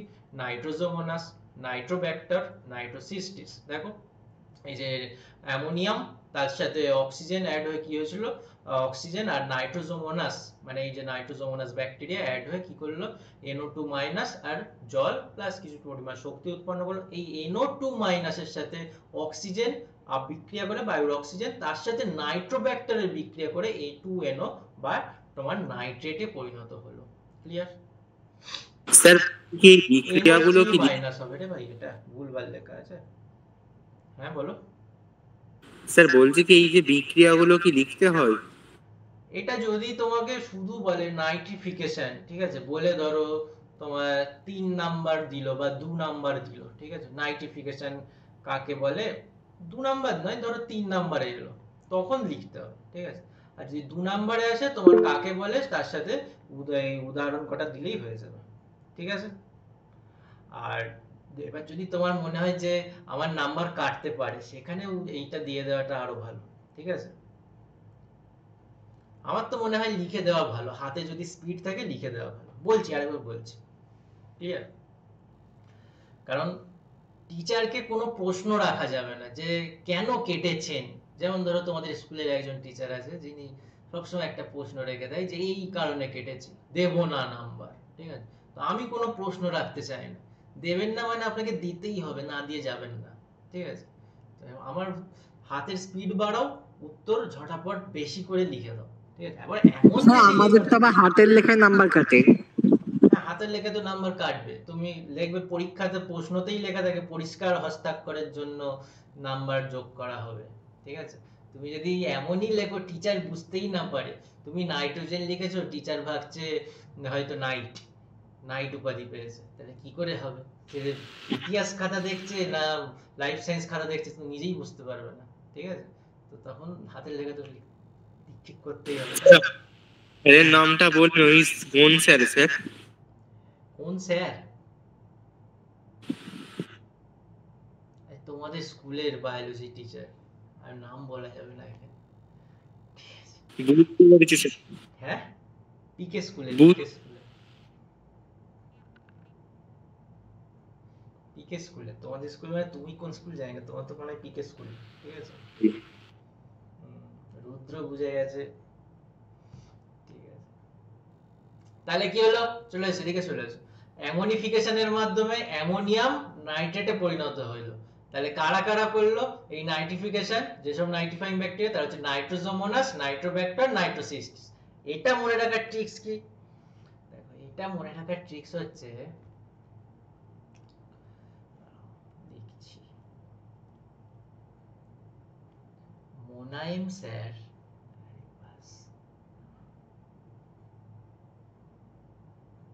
ব্যাক থেকে ইনসিস্ট করছে। ব্যাক মানে কি? পেছন থেকে। ব্যাক থেকে ইনসিস্ট করছে। ইনসিস্ট মানে সবসময় জোর দিচ্ছে যে এটা করো, ওটা করো, ওই করো, সেই করো, ঠিক আছে? ঠিক আছে, তাহলে মোনায়েম স্যার কেন নাম দিয়েছি? দেখো, ইনসিস্ট থেকে হচ্ছে নাইট্রোসিস্টিস, ঠিক আছে? ব্যাক থেকে নাইট্রোব্যাক্টার, আর মোনায়েম থেকে হচ্ছে নাইট্রোজোমোনাস, ঠিক আছে?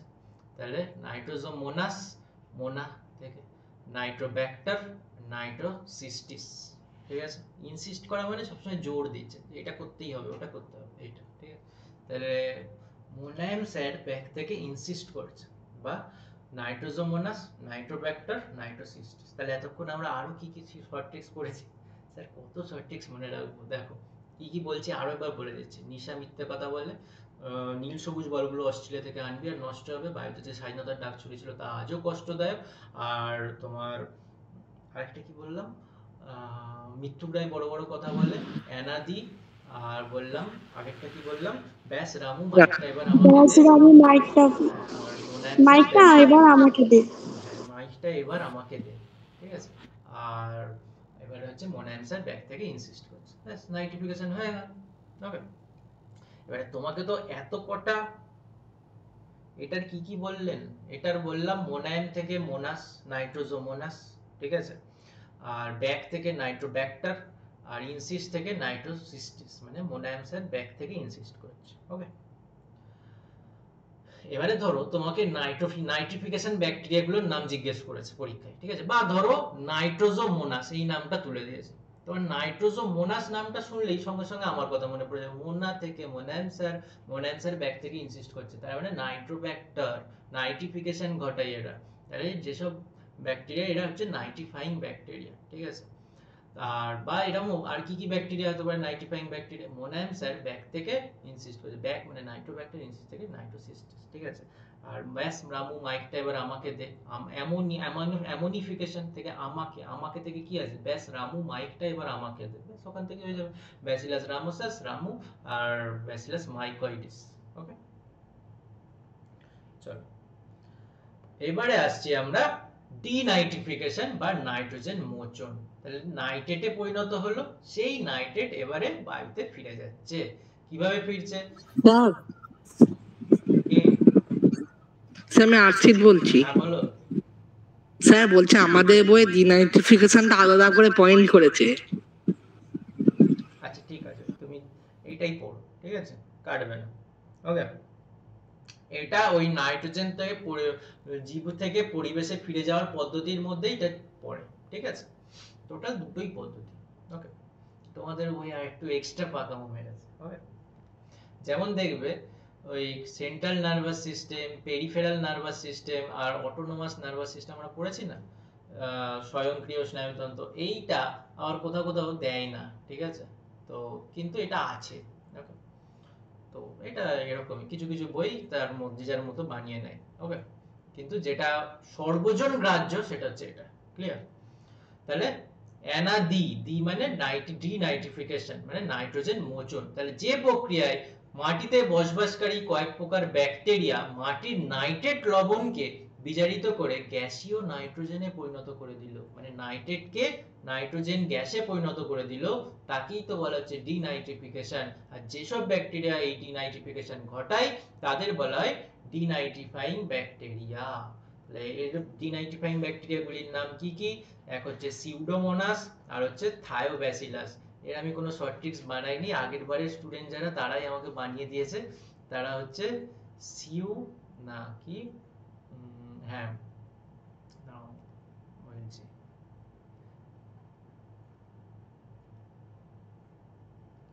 ডি মানে ডিনাইট্রিফিকেশন, ডি সিউকে নিয়ে, সিউ একটা কোনো লোক বা ছেলে, সিউকে নিয়ে থাইল্যান্ড গেছে, থাইল্যান্ড গেছে, নাইট্রোজেন পুরো চলে গেছে, এটা থাইল্যান্ড চলে গেছে। তাহলে কি ডি থেকে ডিনাইট্রিফিকেশন, ওকে, সিউ থেকে হচ্ছে সিউডোমোনাস, থাই থেকে হচ্ছে থায়োব্যাসিলাস। ওকে, তাহলে আমরা কি কি ট্রিক্স বললাম? নিশা মিথ্যে কথা বলে, আর কি বললাম? তারপরে নীল সবুজ বলগুলো অস্ট্রেলিয়া থেকে আনবি আর নষ্ট, নীল সবুজ বলগুলো অস্ট্রেলিয়া থেকে আনবি আর নষ্ট হবে। আর হচ্ছে তোমার বায়ুতে যে স্বাধীনতার ডাক ছড়িয়েছিল তা আজও কষ্টদায়ক। মিথ্যুকরাই বড় বড় কথা বলে, দি ব্যাস রামু মাইকটা এবার আমাকে দে। মোনায়েম স্যার ব্যাক থেকে ইনসিস্ট করছে, দি সিউকে নিয়ে থাইল্যান্ডে গেছে। ব্যাস এই কটা ট্রিক্সের মধ্যে পুরো নাইট্রোজেন চক্র রয়েছে। দেখো তুমি ভালো করে, নাইট্রিফিকেশন ঘটলো, প্রথমে বায়ুর নাইট্রোজেন আমাদের মাটিতে মিশলো, নাইট্রোজেন আত্তীকরণ হলো, আবার সেই মানে বায়ু মাটি থেকে আবার মানুষের পানির মধ্যে ঢুকলো, এটা হচ্ছে নাইট্রোজেন আত্তীকরণ। তারপরে তিনটে উপায়ে সেই প্রাণী থেকে নাইট্রোজেনটা আবার ফিরে যাবে, সেটা কি অ্যানাদি। অ্যামোনিফিকেশন, অ্যামোনিফিকেশন মানে ব্যাস রামু মাইকটা এবার আমাকে দে, ব্যাসিলাস রামোসাস ব্যাসিলাস মাইকয়েডিস। আর তারপরে হচ্ছে না থেকে নাইট্রিফিকেশন, নাইট্রিফিকেশন কারা করে? মোনায়েম স্যার ব্যাক থেকে ইনসিস্ট করছে, মানে নাইট্রোজোমোনাস, নাইট্রোব্যাক্টার আর নাইট্রোসিস্টিস। আর হচ্ছে ডিনাইট্রিফিকেশন, দি সিউকে নিয়ে থাইল্যান্ডে গেছে, মানে এই নাইট্রেট লবণটা নাইট্রোজেনে পরিণত হচ্ছে, নাইট্রোজেন গ্যাসে পরিণত হচ্ছে, দি সিউডোমোনাস আর হচ্ছে থাইল্যান্ড থেকে থায়োব্যাসিলাস। পুরো কমপ্লিট, নাইট্রোজেন চক্র কমপ্লিট। বলো, বোঝা গেছে? হ্যাঁ স্যার। এই ব্যাপারটা ঠিক আছে, এই ব্যাপারটা আমার কিছুতেই ভাই মনে থাকতো না। ওকে, আমি এটা তোমাদের পড়ানোর সময়তেই আমি ট্রিক্সটা বানিয়েছি। আমার অনেক বড় পর্যন্ত বিভিন্ন ব্যাকটেরিয়ার নাম ভুলে যেতাম, বিভিন্ন ধরো এই যে তোমার অ্যাসিলেটোরিয়া, ঠিক আছে, এটা কোন ব্যাকটেরিয়ার মধ্যে পড়বে? এটা ধরো তোমার নিগাল সবুজ শৈবাল হলো, কিন্তু যে ডার্কসিয়া, এই যে স্বাধীনজীবী ব্যাকটেরিয়া বা তোমার বায়ুজীবী ব্যাকটেরিয়ার মধ্যে পড়ে, এটা কিভাবে মনে থাকতো? এটা আমি তোমাদের যাতে কখনো অসুবিধা না হয় সেজন্য এরকম ট্রিক্স আগের বারে বানিয়েছিলাম, সেটা তোমাদের দিলাম। ওকে, চলো, completely fully deeply understand। আচ্ছা, আর কি লিখ? আচ্ছা চলো, আচ্ছা কেউ একটু আমাকে মনে করাবে, কালকে নয় কাল, আচ্ছা তোমাদের আরেকটা কথা বলে দিই, কাল রাত 9টায় তোমাদের প্রাণী হরমোনের কিছু কোশ্চেন্স বাকি আছে। কটা মতো? প্রায় 25টার মতো কোশ্চেন্স তোমাদের বাকি আছে, 25 থেকে 27টা। আগের দিন 50টার মতো হয়েছিল, 25 থেকে 27টা কোশ্চেন্স আমাদের বাকি আছে, সেইটা আমরা কমপ্লিট করব। কটায় করব? রাত 9টায়।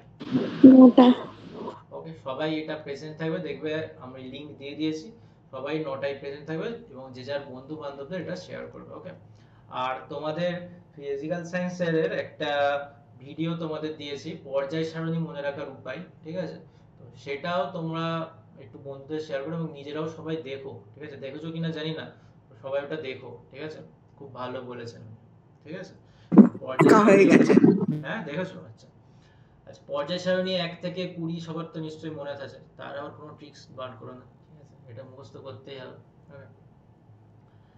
চলো যাই হোক, এবারে দেখো নাইট্রোজেন চক্রের গুরুত্ব। নাইট্রোজেন চক্র আছে, এসে আমার কি লাভ করলো? মনে তো প্রশ্ন জাগে, স্যার এই যে এত কিছু হচ্ছে কি লাভ, তাই না? প্রথম কথা, নাইট্রোজেন চক্র হচ্ছে তার কারণে কি হচ্ছে? নাইট্রোজেনের ভারসাম্য বজায় থাকছে। নাহলে তো নাইট্রোজেন একসময় কমেই যেত। সবাই যদি গ্রহণ করে বসে থাকতো তাহলে নাইট্রোজেনকে কেউ ছাড়তো না, ব্যাস নাইট্রোজেন 78% কখনো থাকতো, সে বেচারা একদিন ফুস হয়ে যেত, 0% হয়ে যেত, ঠিক আছে।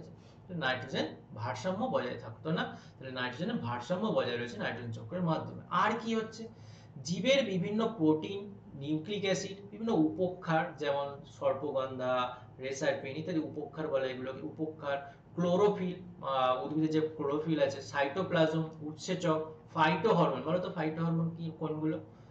উদ্ভিদ হরমোন। হ্যাঁ, ফাইটো হরমোন ও কিছু ভিটামিন তৈরিতে এই নাইট্রোজেনের প্রচুর প্রয়োজন হয়, তাই নাইট্রোজেন চক্রের মাধ্যমে যখন জীব দেহে আসে তো তখন এইগুলো তৈরি হয়। তাহলে জীবের প্রোটিন, নিউক্লিক অ্যাসিড, উপক্ষার, ক্লোরোফিল, সাইটোপ্লাজম, উৎসেচক, উদ্ভিদ হরমোনগুলো এবং কিছু ভিটামিন তৈরি হওয়ার জন্য এই নাইট্রোজেন প্রয়োজন। এগুলো যদি না আসতো এগুলো তৈরি হতো না। ব্যাস, ক্লিয়ার? কত পর্যন্ত পড়ানো? তাড়াতাড়ি ছেড়ে দেবো রে, 9:30টার আগেই ছেড়ে দেবো, এক্ষুনি শেষ হয়ে যাবে। দেখো আর কিছু গুরুত্বপূর্ণ কথা দেখো, নাইট্রোজেন পরমাণু ত্রিযোজী হয়, মানে ট্রিপল বন্ড দেখা যায়। এই যে N ট্রিপল বন্ড N মানে 3টে বন্ড দেখা যায়, ঠিক আছে, ত্রিযোজী বন্ধন দ্বারা যুক্ত থাকে এবং নাইট্রোজেন অণু গঠিত হয়। আর এই যে নাইট্রোজেন বিদ্যুৎক্ষরণ ও ইউভি রশ্মির শক্তির প্রভাবে নাইট্রোজেনের বিভিন্ন অক্সাইড, এই যে প্রথমে বাজ পড়ছিল নাইট্রোজেনের সাথে অক্সিজেনের বিক্রিয়ায় নাইট্রিক অক্সাইড উৎপন্ন হলো, ঠিক আছে, এই যে বিভিন্ন অক্সাইড তৈরি হচ্ছে, আবার নাইট্রোজেনের সেই নাইট্রিক অক্সাইডের সাথে আবার যখন তোমার পুনরায় বায়ুর অক্সিজেনের বিক্রিয়া হলো, নাইট্রোজেন ডাই অক্সাইড তৈরি হলো, তাহলে বিভিন্ন অক্সাইড তৈরি হচ্ছে এই বিদ্যুৎক্ষরণের মাধ্যমে। তাহলে বিভিন্ন অক্সাইড তৈরি হতে সাহায্য করে প্রকৃতিতে বিদ্যুৎক্ষরণ ও ইউভি রশ্মির প্রভাবে। আর 3 নম্বর কি পয়েন্ট একটা বলছে, সেটা হচ্ছে বায়ুমণ্ডলের নাইট্রোজেনের অক্সাইডগুলির প্রধান উৎস কি? শিল্পজাত দহন, মানে বিভিন্ন কলকারখানার যেসব গ্যাস বেরোচ্ছে, দহন হচ্ছে সেগুলো, দাবানল, দাবানল মানে কি গাছে গাছে সংঘর্ষ লেগে যে আগুন জ্বলে সেটা হচ্ছে দাবানল, মোটর গাড়ির ধোঁয়া, সুপারসনিক বিমানের ধোঁয়া ও বিদ্যুৎ উৎপাদন কেন্দ্রের ধোঁয়া ইত্যাদিতে নাইট্রোজেনের বিভিন্ন অক্সাইডগুলো এখান থেকেও তৈরি হয়, ঠিক আছে। বায়ুমণ্ডলে নাইট্রোজেন অক্সাইডগুলো তৈরি হওয়ার প্রধান উৎস এইগুলো। ওকে, এগুলো বিভিন্ন পরীক্ষায় বা মৌখিক পরীক্ষায় তোমাদের জিজ্ঞেস করে থাকে, সেজন্য এগুলো দেয়া। এইবারে লাস্ট জিনিস, সেটা হচ্ছে কি, এটাই লাস্ট স্লাইড, ওকে, সেটা হচ্ছে মানুষের ক্রিয়াকলাপ ও নাইট্রোজেন চক্র। কি বলছে দেখো, অত্যধিক অ্যামোনিয়াম সালফেট, এক সেকেন্ড দাও, অত্যধিক অ্যামোনিয়াম সালফেট মানে অনেক বেশি পরিমাণে অ্যামোনিয়াম সালফেট বা NH4 এই 4টা নিচে হবে। সার ব্যবহারে মাটি যেমন আম্লিক হয়ে যায়, তেমনি সোডিয়াম আর পটাশিয়াম নাইট্রেট, যেটাকে KNO3 বলা হয় বা NaNO3 বলা হয় সোডিয়াম নাইট্রেটকে, সেইটা ব্যবহারে মাটির ক্ষারকীয়তা বেড়ে যায়। একটা হচ্ছে আম্লিক হয়ে যায়, একটা ক্ষার বাড়ায়। তাহলে অ্যামোনিয়াম সালফেট দিলে মাটি আম্লিক হয়, সোডিয়াম পটাশিয়াম নাইট্রেট দিলে মাটি ক্ষার হয়ে যায়, মাটিতে ক্ষারের পরিমাণ বেড়ে যায়, ঠিক আছে। আচ্ছা, তোমরা কেউ পিএইচ জানো? পিএইচ ভ্যালু কি? পিএইচ বলে না, জলের পিএইচ এত, রক্তের পিএইচ এত, জানো? স্যার কিসের পিএইচ? জলের, রক্তের। স্যার জলেরটা হচ্ছে 7 আর রক্তেরটা হচ্ছে ওই 5 থেকে 8 থেকে 9। 6 পয়েন্ট সামথিং, ঠিক আছে, মানে 6 থেকে একটু বেশি, 6.55 এরকম, ঠিক আছে, এই সরি 7.55 এরকম, ঠিক আছে, কিছুটা ক্ষারীয়, 7.55, হ্যাঁ এরকম, ঠিক আছে। আর লেবুর হচ্ছে সবথেকে কম, ঠিক আছে, একদম অ্যাসিডিক, মানে 2-3 এর মতো থাকে, ওকে। তো দেখো, এবারে দেখো এইটা কিভাবে নির্ধারিত হয়। একটা স্কেল আছে, ঠিক আছে, আমি একটা স্কেল আঁকি, আমি যেটা আমাদের বোঝাই বাচ্চাদের, ঠিক আছে, একটা স্কেল আছে যেখানে 1 থেকে 14 ঘর কাটা আছে, তো মাঝখানের ঘরটা কি 7, ওকে, এটাকে কি বলা হয় জানো? বাফার বলা হয়, বাফার, ওকে। তো এই 7-এর এই দিকে যারা হবে তারাই হবে অ্যাসিড বা আম্লিক, ঠিক আছে, আর 7-এর পরেই যারা হবে তারা হচ্ছে ক্ষার বা বেসিক।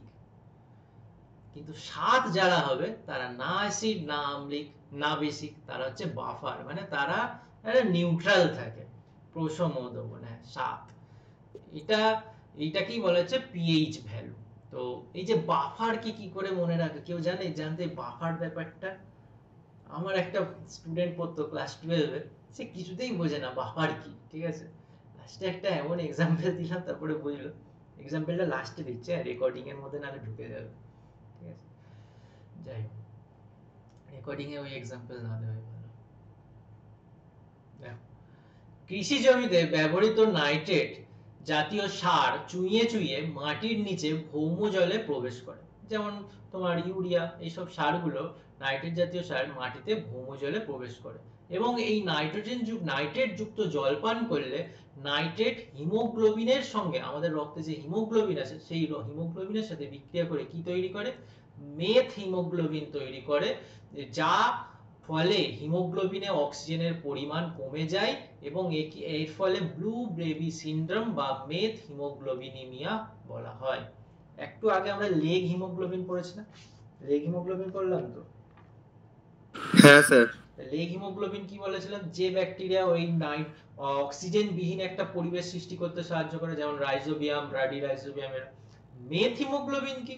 নাইট্রেটের উপস্থিতিতে বা নাইট্রোজেন ঘটিত সার যখন জলের সাথে মিশে নাইট্রেটে পরিণত হয়, সেই নাইট্রেট আমাদের রক্তের হিমোগ্লোবিনের সাথে বিক্রিয়া করে যেটা উৎপন্ন করে সেটা হচ্ছে মেথ হিমোগ্লোবিন। এর প্রভাবে কি হয়? ব্লু বেবি সিনড্রোম হয় বা আমাদের রক্তে অক্সিজেনের পরিমাণ কমে যায়, হিমোগ্লোবিনে অক্সিজেনের পরিমাণ কমে যায়। ব্লু বেবি সিনড্রোম কি? যখন নতুন সদ্যজাত বাচ্চা হয় তার বডিতে যদি অক্সিজেন পরিমাণ ঠিকভাবে সে নিতে না পারে বা তার হিমোগ্লোবিনের যদি মেথ হিমোগ্লোবিনের পরিমাণ বেড়ে যায়, তখন তার কি হয়? মানে বডিটা ব্ল্যাকিশ হয়ে যেতে থাকে, যেটাকে আমরা ব্লু বেবি সিনড্রোম বলতে থাকি, ঠিক আছে? তো তখন বাচ্চাটাকে বাঁচানো খুব কষ্টদায়ক হয়ে যায়।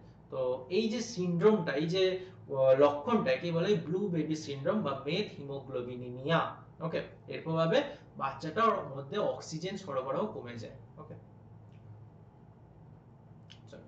এবার 3 নম্বর হচ্ছে পানীয় জলে থাকা নাইট্রেট পাকস্থলীতে নাইট্রাইটে পরিণত হলে, পানীয় জলে এই যে নাইট্রেট পাকস্থলীতে নাইট্রাইটে পরিণত হয় এবং জৈব অ্যামাইনো অ্যাসিডের সঙ্গে বিক্রিয়া করে বিভিন্ন মারাত্মক কার্সিনোজেন বা নাইট্রোজামিন তৈরি করে। কার্সিনোজেন যেমন নাইট্রোজামিন ইত্যাদি তৈরি করে। কার্সিনোজেন মানে কি? যারা ক্যান্সার তৈরি করতে সাহায্য করে, ক্যান্সার জিন তৈরি করে, তাদের কার্সিনোজেন বলে।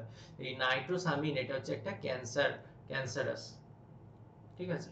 তাহলে নাইট্রেট যখন পাকস্থলীতে নাইট্রাইটে পরিণত হয় এবং সেই নাইট্রাইট জৈব অ্যামাইনো অ্যাসিডের সঙ্গে বিক্রিয়া করে নাইট্রোজামিন তৈরি করে, তখন সেটা ক্যান্সারাস হয়ে যায়। ওকে, তাহলে পানীয় জল সঙ্গে যদি এই নাইট্রেট লবণ মিশে যায় তাহলে আমাদের ক্যান্সার হতে পারে। সেই জন্য এই যে উদ্ভিদে মানে বিভিন্ন যেখানে চাষ হয় সেখানে বিভিন্ন রকম এই নাইট্রোজেন ঘটিত সার প্রয়োগ করা অনেক মানা, বা সেখানকার জল পান করা মানে খুব খারাপ ব্যাপার। এই ইউরিয়া সারগুলো দেওয়া উচিত নয়। ওকে, 3 নম্বর কি? 4 নম্বর আচ্ছা, কার মাইকটা অন আছে একটু অফ করো। নাইট্রাস অক্সাইড যেমন N2O একটি গ্রিনহাউস গ্যাস, ঠিক আছে, যেটা পৃথিবীর উষ্ণতা বৃদ্ধির জন্য দায়ী। গ্রিনহাউস গ্যাস কি আমরা জানি সবাই, এর পরের চ্যাপ্টারে আছে, আমরা সেটা আরো ভালোভাবে পড়ব। যে আমাদের একটা বেল্ট আছে, বিভিন্ন রকম বায়ুমণ্ডলের স্তর আছে, তার মধ্যে একটা স্তর আছে যেখানে আমরা ওজোন স্তর নামে চিনি, সব আমরা পরে পড়বো, ঠিক আছে? গ্রিনহাউস কেন নামকরণ হয়েছে পরের চ্যাপ্টারে আছে। তো নাইট্রোজেনের অন্যান্য অক্সাইডগুলো যেমন NO, NO2 এরা অম্ল বৃষ্টি ঘটায়। অম্ল বৃষ্টি মানে কি? এই NO, NO2 এর সাথে যখন বায়ুর জলের সাথে মিশে যায়, জলের সাথে মিশে তারা কি করে? নাইট্রাস অক্সাইড বা নাইট্রিক অ্যাসিড তৈরি করে। এই নাইট্রিক অ্যাসিড তৈরি করে তারা কি করে? বিভিন্ন পাথর, যেসব আমাদের স্মৃতিসৌধগুলো আছে, যেমন ধরো তাজমহল, ভিক্টোরিয়া, বিভিন্ন রকম পাথরের স্মৃতিসৌধের সাথে বিক্রিয়া করে সেগুলোকে হলদেটে বর্ণ করে দেয়, মানে তাদের রংটা চেঞ্জ করে দেয় এবং তাদের মধ্যে একটা কি বলে?